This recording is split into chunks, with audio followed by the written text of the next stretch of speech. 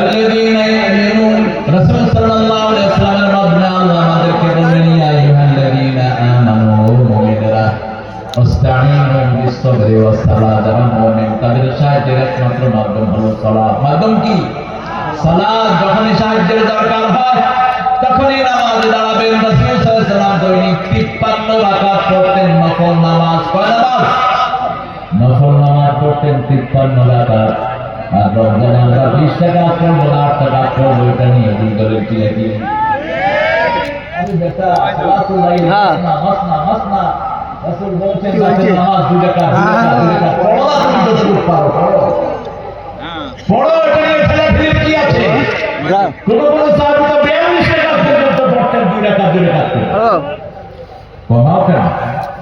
প্রতিদিন 53 রাকাত নফল পড়তেন। রাহমাত আল্লাহ তাহাজ্জুদ ওনার উপর ফরজ ছিল। তাহাজ্জুদ 8 রাকাত পড়তেন। রাতে কম হলে দিনে কাজা করতেন। ভিতরের নামাজ কোনদিন ছাড়তেন না, ফজরের সুন্নাত কোনদিন ছাড়তেন না। ভিতরের নামাজ যদি রাতে না হতো দিনে পড়তেন, কারণ দিনের বেলায় বেজোর নামাজ হয় না।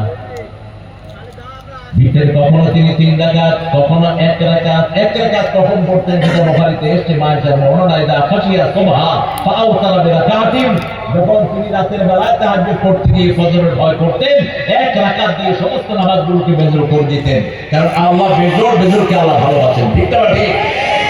কখনো 3 রাকাত, কখনো 5 রাকাত, কখনো 7 রাকাত, কখনো 9 রাকাত, 11 রাকাত পর্যন্ত ভিতরে পড়েছেন রাহমাত আল্লাহ।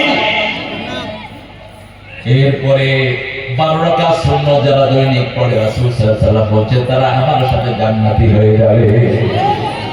12 রাকাত সুন্নাত ফজরে